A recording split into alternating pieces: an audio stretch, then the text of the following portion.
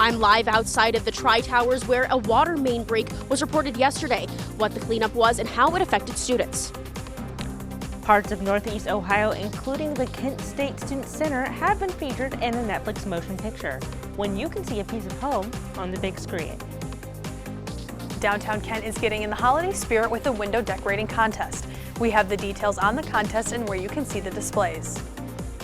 And there's a new version of a breakfast classic. Find out when you'll be able to get it at your grocery store, as TV2 News starts right now.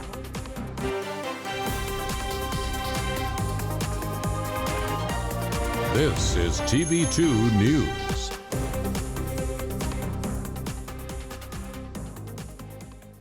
Good Tuesday evening, Portage County, and thank you for joining us for our last Tuesday newscast of the semester. I'm Kennedy Gotham. And I'm Raygene English. We're going to start with a big story in Kent sports. Head football coach Sean Lewis is leaving Kent State. Josh Aponte is here with what we know so far. Josh? That's right, guys. Reports from ESPN say that Kent State head football coach Sean Lewis is leaving to become the new offensive coordinator of the University of Colorado. This comes just days after Colorado hired football legend Deion Sanders as their head coach. Coach Lewis and Kent State have agreed to a $750,000 buyout, which will be reinvested into the university's football program. He leaves Kent State with a record of 24-31 over his 5 seasons, as well as the program's first bowl victory. Kent State has not yet made any announcements on who will replace Coach Lewis, but reports say that they will look for someone who has a similar wide-open play style for the future. And on top of this news, the football program will also see a large number of other changes in the upcoming season. Following the news of Coach Sean Lewis's move, a total of 11 Golden Flashes players have announced that they have entered the transfer portal this week. Among the 11 are starting quarterback Colin Schlee, running back Marquez Cooper, and wide receiver Dante Cephas. The rest of the list can be seen on the TV2 Sports Twitter page. One thing is for sure, the future of Kent State football will look very different. More updates on the Golden Flashes football team and any breaking news will be posted on our Twitter, so make sure to follow us again at TV2 KSU Sports. And stay tuned for sports later for more updates on more updates. We'll see you in a bit, Josh. Thank you. We go now to the mess from a water main break on campus last night. Olivia Sharp is here with more on the problems and what it has caused and the cleanup. That's right, guys. As you can see, I am outside Tri-Towers where there was a water main break that occurred yesterday afternoon around 4:30.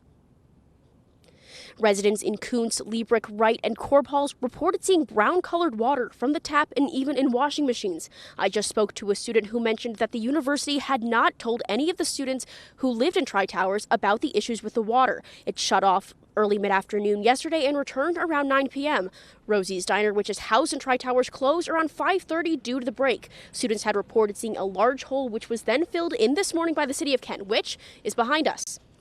University spokesperson Eric Mansfield stated that it was, quote, a small break, and in order to repair it, the water pressure in surrounding dorms would be reduced. The break took around an hour to repair, and all water was restored by 2 p.m. Eastway Dining Hall and Market was closed for the repairs, but they have since opened. Stick with TV2 for more information on this developing story. We have new video from the Kent fire from last Friday. State and local officials are trying to figure out the cause of the fire that destroyed parts of the Star of the West Mill complex in Kent. The fire used almost all of the city's water being stored in water towers. Prior to the fire, they were hoping to turn the building into a multi-use development for businesses and apartments. The building has been a part of Kent's history for many years, and people said it was sad to see the building up in flames.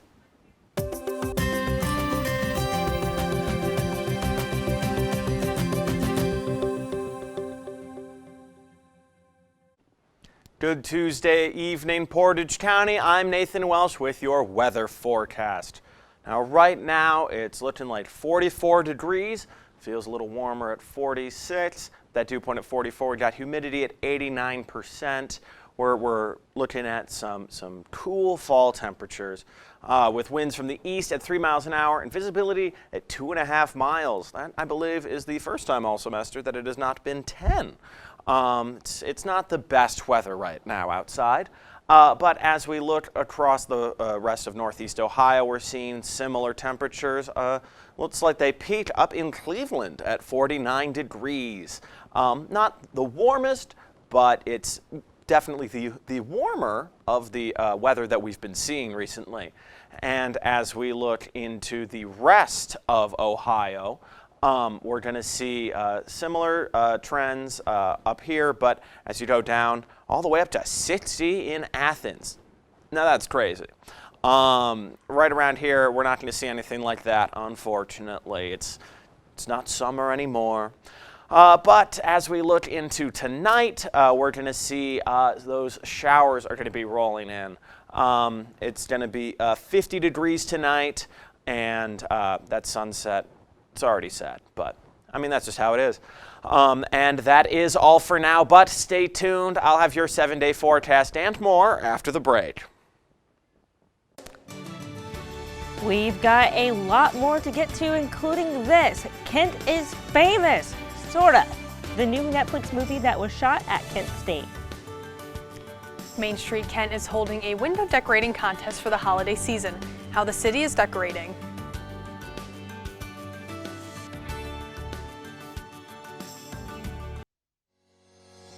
The College of Public Health at Kent State University prepares students for careers in some of today's most exciting health fields. Public health professionals impact lives by monitoring clinical trials, advocating for mental health, supporting active lifestyles, and more. The College of Public Health also offers open courses for any major, including its most famous course, Zombie Outbreak. Public health students can even study abroad and are encouraged to join the Public Health Student Alliance. For more information, visit kent.edu/public health. Public health, solving our problems together.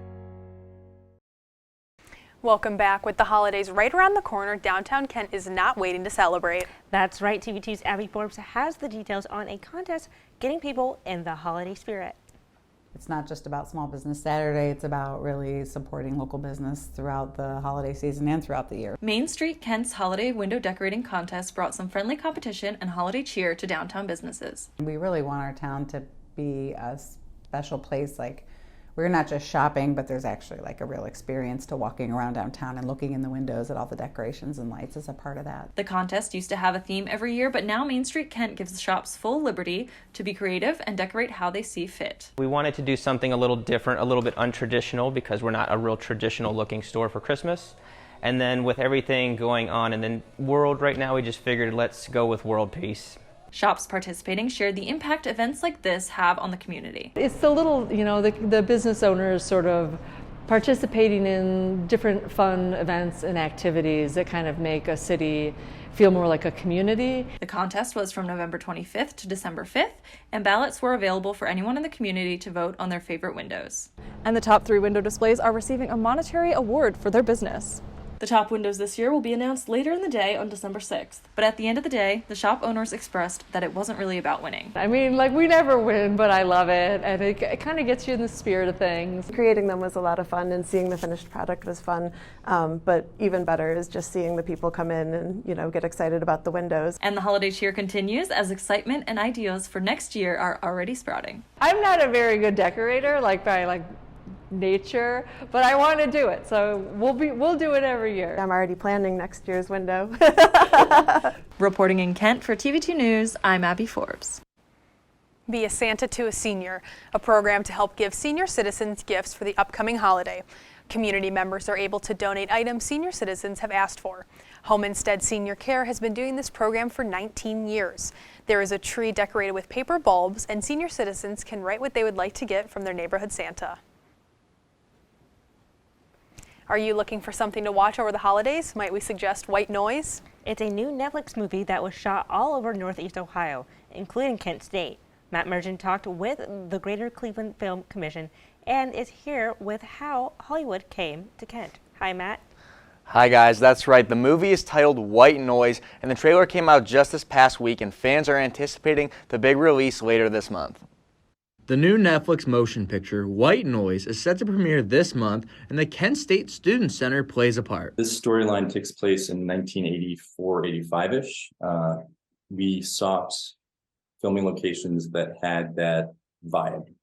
And the Student Center has that really cool ceiling in the cafeteria that just screams 1980s, 1970s America. And if you watch the movie, it's a pretty great compilation piece of a whole bunch of characters talking and interacting all at the same time. Garvey and his team are working to bring a multi-million-dollar movie to the area and hopes that others will follow. Our mission at the Film Commission, that's to bring economic investment to Northeast Ohio and create jobs in the motion picture industry. So we get in early in the process of attracting projects. And for you film lovers, big names like Adam Driver and Greta Gerwig are slated to appear in this film. Well, it's about a college professor and his family experiencing a kind of an event that causes an evacuation of a town. I'll let you see the movie to find out the rest. Garvey will get to witness what his team was able to accomplish when the film hits Netflix this month. Excited because it shows how successful we can be as an industry here, how much we have to offer in this industry and be a leader in this industry. So this movie filmed over the course of 5.5 months. Many of the crew worked on it for a year. It spent a lot of money, created a lot of jobs. A lot of the vendors that we worked with 256 vendors on that movie. So a lot of vendors benefit from this industry, and this is growing. And this is just scratching the potential of Ohio. The showcase that presents to the world how much Ohio can be a leader in this business, because 90% of that movie filmed here, and it looks great. And if you are looking to go see the movie, Rotten Tomatoes rated the film at 66%. The film will come to Netflix on December 30th. Reporting in Franklin Hall, I'm Matt Mergen, TV2 News.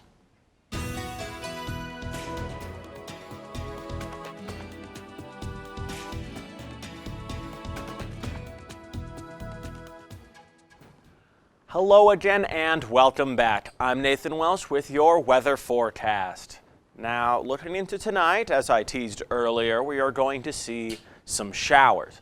It's again going to be around 50 degrees pretty consistently all night with the rain, which I only have from 9 to midnight. It's going to come in around 11, and then as we look into the rest of the night, it's going to remain in around 6. It's going to cut out by 8. So looking into the rest of tomorrow, it's just going to be some clouds remaining. Again, similar temperatures around 50. It's actually pretty nice. Don't have to break out the winter coat necessarily. Maybe if you still have a lighter jacket on standby, you can throw that bad boy on. You know, get more varied outfits going on in this kind of weather. Speaking of which, looking into the 7-day forecast, we're going to see similar temperatures pretty much all week. And we're going to see basically looking into the rest of the week, we're actually going to start to see that snow coming in. But with this mix of fall temperatures with that winter weather, it's going to be very interesting. And I've been Nathan Welsh reminding you, Portage County, to go out and enjoy it. Bedford City schools just east of Cleveland were closed today because of a threat. A school official said they got the threat online last night and closed their schools while police investigated. The district said they will update families as the situation develops. We don't have any more details about the threat at this moment. And this threat comes one day after some Akron schools went on lockdown. Lynchfield and Firestone Community Learning Centers went into lockdown around 2 p.m. It happened after a 7th grader reportedly had a gun in a fanny pack. The district says their school resource officer caught the student in about 9 minutes. Akron's superintendent says she's ordered staff to make metal detectors and backpack checks a routine in their middle and high schools. Akron's Children's Hospital recently saw some big changes to their facilities. They've expanded their main entrance and renovated and expanded their rehabilitative services area. That department is one of the hospital's busiest, and the new entrance uses space from the old NICU. These renovations are a part of a much bigger renovation project at the hospital, some of which were funded by donations. The state of Ohio is going to contribute $25 million to help remove the Gorge Dam in Gorge Metro Park. They will begin by removing trees at the Chuckery area of the park, and it will be used as a permanent disposal area for contaminated sediment. They are moving the sediment to better manage it. The Summit Metro Park Chief of Conservation said it would be ideal if they could make the sediment disappear, but they cannot. Ohio Governor Mike DeWine and Lieutenant Governor John Husted today announced that 2,277 blighted and vacant structures in 42 counties will be demolished to pave the way for new economic development and housing opportunities across the state. This comes as a part of the Ohio Building Demolition and a Site Revitalization Plan meant to help local communities demolish vacant and unused spaces for development. The project will be funded through grants from the program. Ohio Republicans say they want to change the rules about ballot initiatives in the state. Secretary of State Frank LaRose is one of the Republicans pushing this measure. It would require 60% of voters to approve new amendments instead of simple 50% plus one. This new measure has been criticized by Democrats. They say the Republicans are trying to maintain power through voter laws.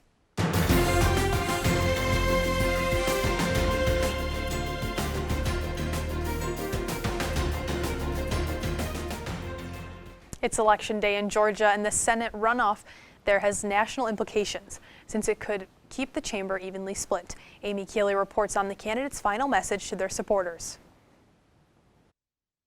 Call 10 of your friends to go vote. Call your father and your mother, your sister and your brother. The Georgia Senate runoff election is today, and the candidates are making a final push to get their supporters to the polls. Incumbent Senator Raphael Warnock has been focusing on young adults. They keep me inspired, they keep me on my toes, and I'm proud of the ways in which the young people all over Georgia are showing up. Republican challenger Herschel Walker has been stumping in rural Georgia.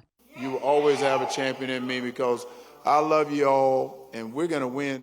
Early voting set a new single-day record last week, and the Georgia Secretary of State predicts strong turnout again today. We've actually already had 80,000 people that voted in this runoff that didn't vote in the fall at all. So that's what you're really seeing is people that were kind of sitting back and watching things are getting engaged in this race. Today's election has national implications. If Walker wins, the Senate and its committees will be evenly split. If Warnock wins, Democrats will lead committees and have a vote to spare. My focus is why people in both parties are not screaming from the mountaintops as to how important this race is.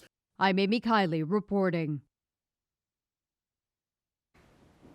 Anderson Lee Aldrich, the gunman who killed 4 people and injured 17 at Club Q in Colorado Springs, was charged with murder, hate crimes, and assault. This attack is one of 620 mass shootings in this year alone. Aldrich carried a pistol and a long rifle into the club on November 19th. They were arrested last month and held without bond. Police are also investigating Aldrich for their ties to a bomb threat from 2021. TikTok is known for its dance trends and other amusing videos, but among government officials, it's becoming known for something else, a national security threat. CNN's Jen Sullivan has the new warning from the FBI. The FBI's director is joining a growing chorus cautioning the social media platform is a national security threat. The Chinese government has shown a willingness to steal Americans' data on a scale that dwarfs any other. While speaking at the University of Michigan, FBI Director Christopher Wray said the video sharing app, which is owned by Chinese company ByteDance, is collecting data from U.S. users for spying purposes and could gain access to your device through software. He also warns the Chinese government could manipulate content on the app with its recommendation algorithm. All of these things are in the hands of a government that doesn't share our values. Last month, the FCC commissioner also called for a nationwide TikTok ban, and earlier this year urged Apple and Google to remove it from their app stores. And last week, South Dakota's governor banned state employees from using the app on government devices. Experts recommend you think twice before downloading it on your phone. You have a Chinese-owned app that has incredible AI. It's very, very addictive. Political risk consultant Ian Brennan says the U.S. will likely take a more cautious approach and says he doesn't expect the U.S. government to suddenly ban TikTok nationally. The U.S. wants to go after issues that are of direct national security concern to the United States, like advanced semiconductors used by the military-industrial complex in China. For today's Consumer Watch, I'm Jen Sullivan.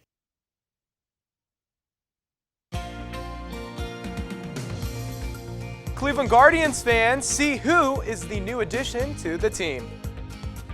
Black Panther has a contender for the top sales in the box office. More on the new arrival ahead. And now, your TV2 Sports Report.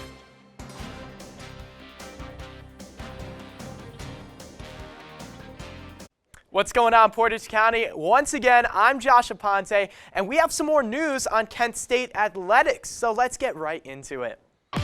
The Kent State Golden Flashes basketball team took on Gonzaga last night, but ultimately fell short 66-73. The Flashes were led by Myrene Thomas, who scored a team high of 16 points, including 4 3-pointers. Malik Jacobs added 11 points and 5 rebounds, and Sincere Carey added 10 points on the night.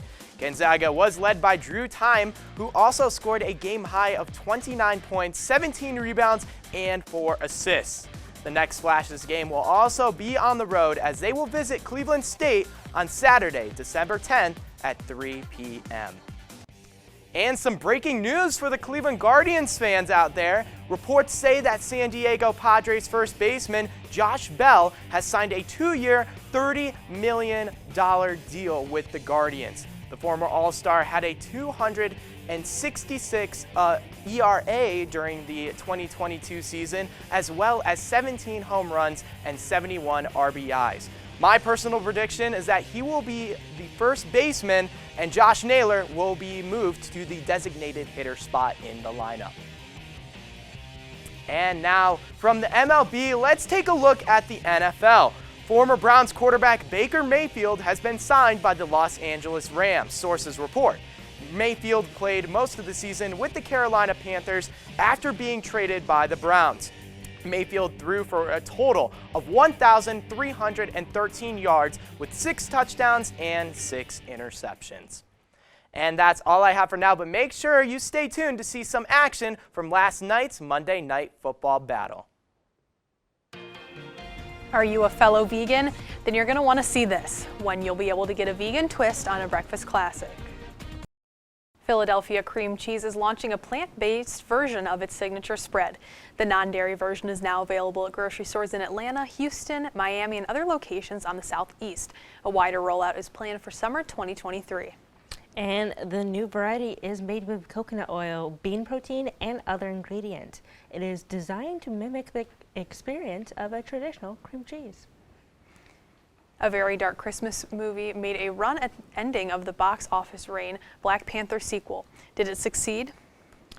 David Daniel has early estimates for the top 5 films in theaters this weekend. Devotion, about the friendship between 2 Navy pilots, fell to 5th place with $2.8 million. The Menu held its spot in 4th place, earning $3.6 million. Strange World made $4.9 million in its sophomore weekend, falling from 2nd to 3rd place.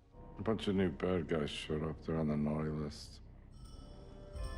David Harbour is a different kind of Santa Claus in the twisted Christmas flick Violent Night, which filled its stocking with $13.3 million, good enough for 2nd place.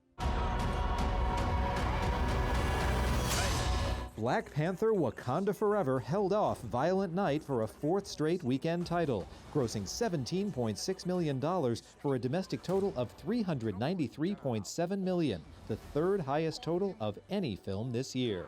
In Hollywood, I'm David Daniel. Well, personally, I am very excited about the vegan cream cheese that Philadelphia is making because I am vegan, so I'm really looking forward to it. Would any of you try it? Is the real question. Would you be willing to try it? Well, my parents are both dairy-free, so our fridge is full of that stuff. Okay. And I'm the only person. I love snacking on real cheese, and occasionally I'll try like, you know, the vegan cheesecakes and stuff like that. It's believable. See, there you have it. What would you guys do? Would you try it? I think I would. I might. You might? I don't know. I'm not a big cream cheese kind of guy, but I have tried almond milk one time, and that was pretty good. Perfect. Okay, well, I'm definitely trying it. And be sure to stick with us as we continue our coverage until 7 p.m. for a special edition of TV2 News. I'm Kennedy Gotham. I'm Raygene English. I'm Nathan Welsh. And I'm Josh Aponte. We will catch you back here in 120 seconds. Tonight at 6:30, there was a water main break outside of Tri-Towers. I am there now live, what the cleanup was and how it affected students. And I've got more on the Netflix movie that was shot at Kent State. You're going to hear from the nonprofit that helped bring Hollywood to Kent. A new law in New York State enabled 5 women to sue Bill Cosby for sexual assault, even after their statute of limitations had passed. And Mariah Carey is at the top of the charts again. All we want for Christmas is for you to stay here for TV2 News at 6:30.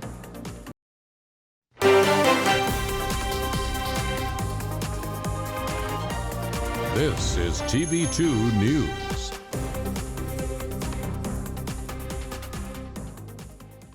Good Tuesday evening, Portage County, and welcome back to TV2 News. I'm Kennedy Gotham. And I'm Raygene English. We're going to start with a big story in Kent sports. Head football coach Sean Lewis is leaving Kent State. Josh Aponte is here with what we know so far. Josh? That's right, guys. Reports from ESPN say that Kent State head football coach Sean Lewis is leaving to become the new offensive coordinator for the University of Colorado.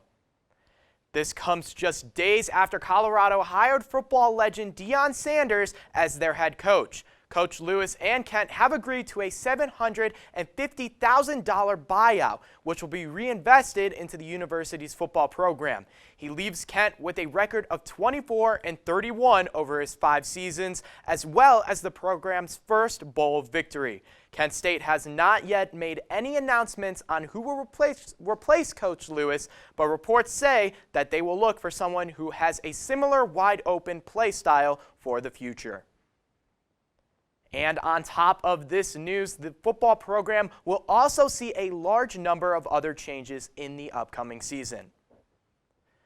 Following the news of Coach Sean Lewis's resignation, a total of 11 Golden Flashes players have announced that they have entered the transfer portal this week.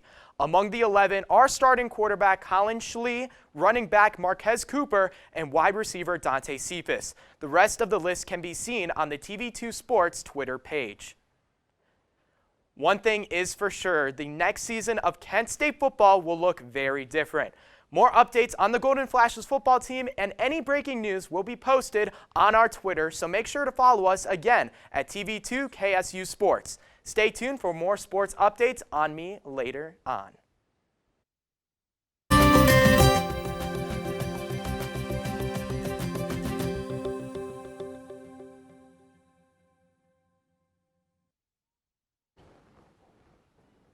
Good Tuesday evening, Portage County. I'm Nathan Welsh with your weather forecast. Now, right now in Kent, it's 44, feels like 46. We're right around 45. It's 40s all day, basically, with that dew point at 44. That's going to give us a humidity at 89%. Got winds from the east at 3 miles an hour. Visibility out to 2.5 miles. That's, I believe, the smallest number I've seen under visibility all semester. And as we look into northeast Ohio, we're seeing very similar temperature trends to what we're seeing here in Kent, right around 40s, mid-40s, high 40s, all the way up to 49 in Cleveland. Good for them. As we look into the rest of Ohio, it's going to get a little warmer and down in the rest, down here in the south, up to 60 in Athens. Well, that's crazy. We got up to 51 over down in the southwestern corner there as well. Looking into tonight, we're going to see some showers rolling in around 11 that are going to stay all the way until 8 a.m. So I would shut your windows. And we got, of course, winds, as I mentioned earlier. And that is all for now, but stay tuned. I'll have your 7-day forecast and more after the break.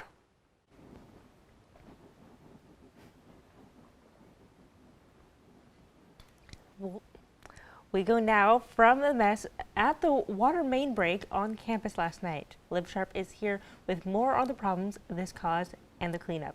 Hey, Liv. Outside of Tri-Towers, where a water main break was reported yesterday at 4:30 in the afternoon. Residents in Kuntz, Liebrick, Wright, and Corp Halls reported seeing brown-colored water from the tap and even in washing machines. We just spoke to a student who said that he was not notified of any change in the water. It shut off early afternoon yesterday and was on by 9 p.m.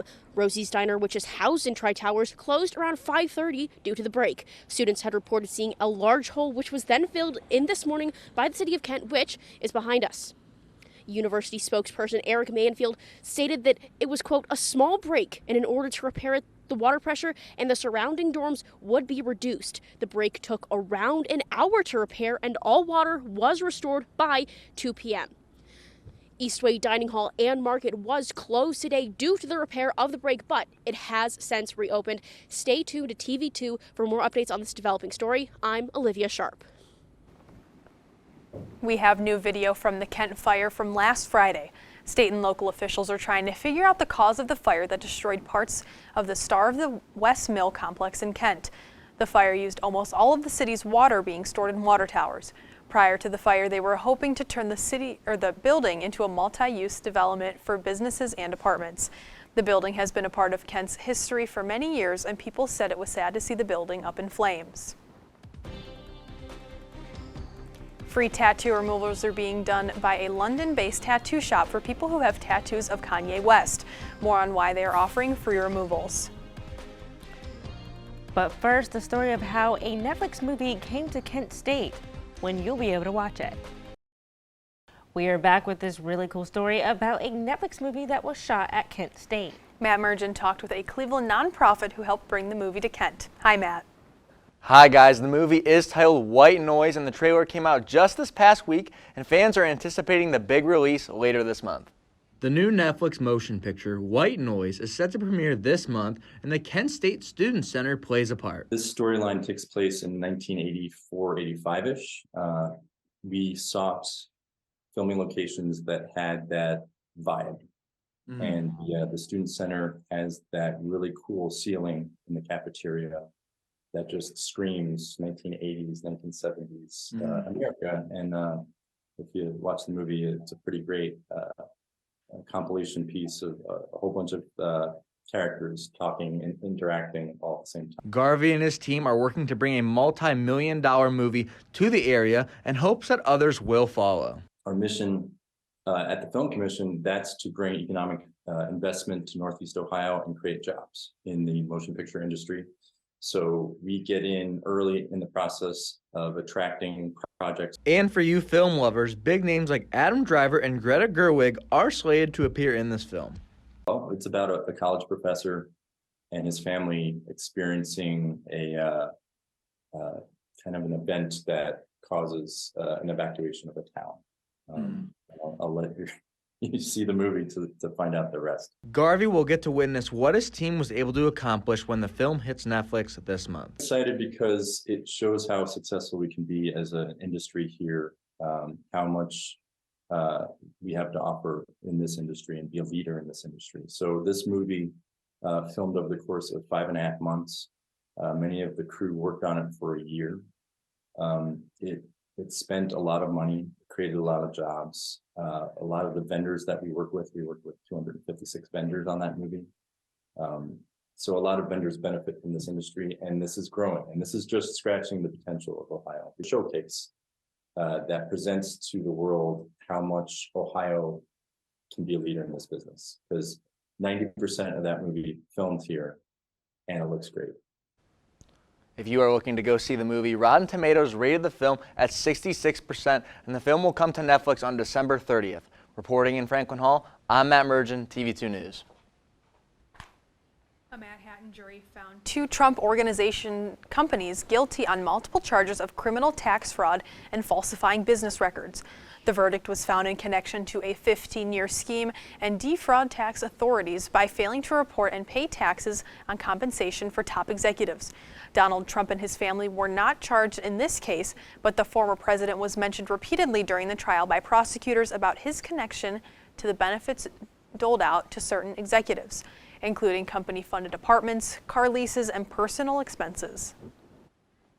Actor and comedian Bill Cosby is facing more accusations of sexual assault. 5 women, including 2 former actresses on The Cosby Show, filed a lawsuit against Cosby Monday under a new look-back law in New York. It gives adult survivors of sexual abuse a 1-year window to sue their abusers, even if the statute of limitations have expired. The women filing the suit accuse Cosby of assault, battery, infliction of emotional distress, and false imprisonment dating back decades.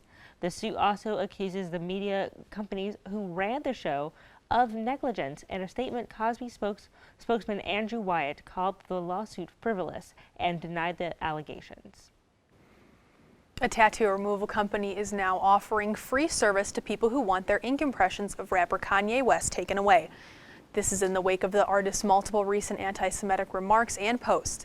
The London-based company Nama made an announcement on Instagram a few weeks ago, and since then, 3 people have started the laser removal process and at least 10 more have booked consultations. Nike has formally cut ties with Brooklyn Nets star Kyrie Irving. The company announced Monday Nike and the NBA guard have agreed to part ways. Nike's decision comes weeks after Irving posted a Twitter link to a controversial documentary that contains anti-Semitic messages. Irving initially refused to apologize, and Nike suspended its relationship with Irving and canceled the launch of his Kyrie 8 shoe. But now Nike is permanently severing ties, even though Irving has since apologized. Irving took to Twitter to thank people who ever bought products he ever endorsed, saying he considers those shoppers as family. Emmy-winning actress Christine Alley has died. Her family says the 71-year-old died Monday after a short battle with cancer. Alley rose to fame in the late 1980s and early 1990s, playing Rebecca Howe, a bar manager in the successful TV comedy series Cheers. Alley's children paid tribute to their mother on social media, saying as iconic as she was on screen, she was even more amazing mother and grandmother. An oversight board funded by Facebook's parent company Meta just completed a year-long review on the social media giant's content moderation process for VIP users. The cross-check system drew critics last year after the Wall Street Journal reported accounts for high-profile people, like celebrities and politicians, were shielded from usual Facebook standards. In some cases, that meant content that violated policies were posted by these individuals without being removed, with the material in question was being investigated. According to the Wall Street Journal, there are nearly 6 million users in the cross-check program.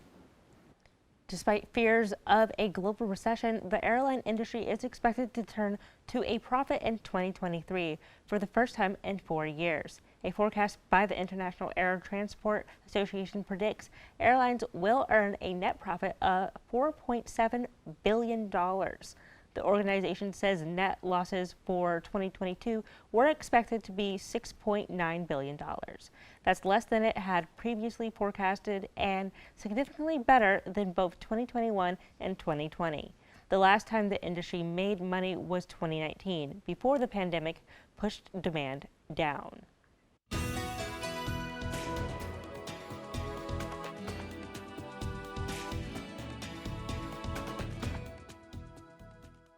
Hello again and welcome back. I'm Nathan Welsh with your weather forecast.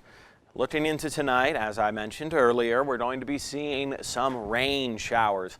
Going to roll in around 11 o'clock, so by midnight to 3 a.m., going to be seeing that rain in full force. Right around 50, up to 52 pretty much at the peak. We're seeing some very interesting temperatures for December for sure. As we look into tomorrow, however, that rain is going to clear up around 8 a.m. and we're just going to see some clouds remaining. But as we look into our 7-day forecast, we're going to see pretty much clouds throughout the entire week. We got Showers tomorrow, as I mentioned, and then more showers. But looking into next week, specifically, we're going to be seeing a mix of rain and also snow as we're finally starting to get into actual December weather. I mean, I can't be the only one wishing that there was snow on the ground, getting me in that Christmas spirit. But Old Man Winter is hanging around behind a bit, but we'll see. We're starting to see a mix of fall temperatures with that winter weather, which should be very interesting. And I've been Nathan Welsh reminding you, Portage County, to go out and enjoy it. Bedford City schools just east of Cleveland were closed today because of a threat. A school official said they got the threat online last night and closed their schools while police investigated. The district said they will update families as the situation develops. We do not have any more details about this threat right now. This threat comes one day after some Akron schools went on lockdown. Litchfield and Firestone Community Learning Centers went on lockdown around 2 p.m. It happened after a 7th grader reportedly had a gun in a fanny pack. The district says their school's resource officer caught the student in about 9 minutes. Akron superintendent says she's ordered staff to make metal detectors and backpack checks routine in their middle and high schools. Ohio Governor Mike DeWine and Lieutenant Governor John Husted today announced that 2,277 blighted and vacant structures in 42 counties will be demolished to pave the way for new economic development and housing opportunities across the state. This comes as a part of the Ohio Building Demolition and Site Revitalization Plan meant to help local communities demolish vacant and unused spaces for development. The project will be funded through grants from the program. And it's about that time of year for Mariah Carey to start topping the charts again. More on her classic Christmas season music ahead. And the kid from Akron comes home tonight. Well, sort of. I'll have a preview of LeBron's matchup with the Cavs. And now, your TV2 Sports Report.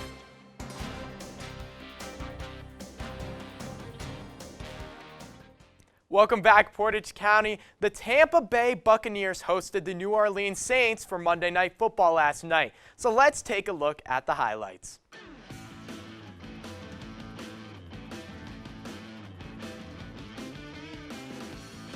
Well, anyways, the Tampa Bay Buccaneers did pull off the victory over the New Orleans Saints. The final score was 17-16. Tom Brady, he went on a game-winning drive, of course, as he always does, and that is why Tom Brady's the GOAT, ladies and gentlemen. And lastly, the Cleveland Cavaliers will host the Los Angeles Lakers tonight in Cleveland. Anthony Davis has been on a rampage recently for the Lakers as he scored over 35 points in 5 of his last 9 games, including a 55-piece against the Washington Wizards. The Cavs will be without All-Star center. They will not be without All-Star center. Jared Allen has been listed as in the starting lineup tonight, so he will be playing. Tip-off will be tonight at 7:30 at Rocket Mortgage Fieldhouse. That's all I have for sports tonight. I've been Josh Aponte, you've been you, and we'll see you guys next time on TV2. Jingle bell, I think I hear the holiday season around the corner. Find out what to expect this year coming up next. Welcome back. It's beginning to sound a lot like the holidays right here in Portage County as we head into winter break. Exactly, and CNN's David Daniel has everything you need to know to celebrate the holiday season.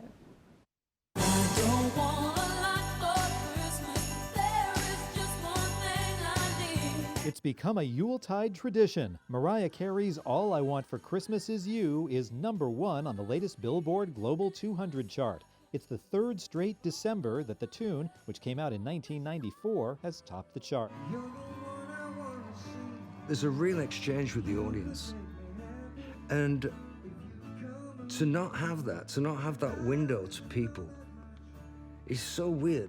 John Waite is best known for such hits as Missing You and When I See You Smile, and for decades of live performances. When the pandemic shut that down, he looked inward, resulting in the documentary John Waite the Hard Way. The musician says he just wanted the film to be honest. I didn't want it to be some sort of puff piece out of Nashville, like we're, the struggle of the music business, and in the end, the guy wins. You know, it would mean more to me if it was just left on a question mark. John Waite, The Hard Way is now available on all major streaming services. Back on my feet again in Hollywood, I'm David Daniel. Hello there. These last 4 semesters with TV2 News has come and gone so fast for me. I have learned so much here, and I've grown as a journalist, and I'm extremely grateful. I'm so thankful for the great group of people that I've gotten to work with, and having those people turn into great friends. To my GM, Shane Troiano, thank you so much for believing in me and uplifting me and allowing me to try new roles here, like producing and anchoring. And thank you for being a great friend as well. I also want to say thank you to Alex Manthe, Chris Arroyo, and Josh Bailey as well. Thank you to my professors and mentors, Gretchen Hoke, Sue Zake, and Connie Schultz, for being essential and a guiding hand for me to grow as a journalist. I also want to take a moment to thank my family for supporting me through this entire journey. So I know you're graduating, but it's kind of bittersweet, isn't it? I mean, you're going to go out there and do, you know, all kinds of things with journalism. Yes, exactly. But I'm really excited for the future and to move on to bigger things. So, I will always hold TV2 in my heart, of course. Yeah, we will definitely miss you next semester. Yes. And I know Christmas break is coming up. Isn't that nice that now you're graduating and you get to, you know, be done with school, go home for the holidays and, you know, celebrate? My gosh, yes. Literally the day after graduation, I am hopping on a plane to Miami and then going on a cruise. Yeah, wow. Away, guys. Awesome. So you're really going. You're not just like leaving school, you're going like on a cruise and everything. Yes. That's so fun. That is so sail fun. away forever. I mean, you only graduate college once, so I guess you kind of got to go out with a bang, right? Yeah, I really do. I'm really excited. That is exciting. What are you guys going to do for Christmas break? Go ahead. Well, I have not thought that far ahead yet. It's too far away. I know I'll be working at Home Depot. Oh, that's so exciting. Oh, I'm going to Florida. I'm going to Disney for a day. Ooh, you're going to Disney? Just for one day, though. See, I'm going to be like Nathan. I'm working at Cracker Barrel. So. Awesome. Oh, so exciting. I'll That come about visit you. wraps up our coverage this evening for our final Tuesday newscast. Thank you so much for joining us. Be sure to check us out on KentWire.com for continued coverage. And on our social media accounts at Kent Wired. I've been Nathan Welsh. I'm Josh Aponte. I'm Kennedy Gotham. And for the last time here at TV2, I've been Raygene English. Have a great night, Portage County. This is Portage County's TV2, broadcasting from the campus of Kent State University. Streaming online at kentwired.com.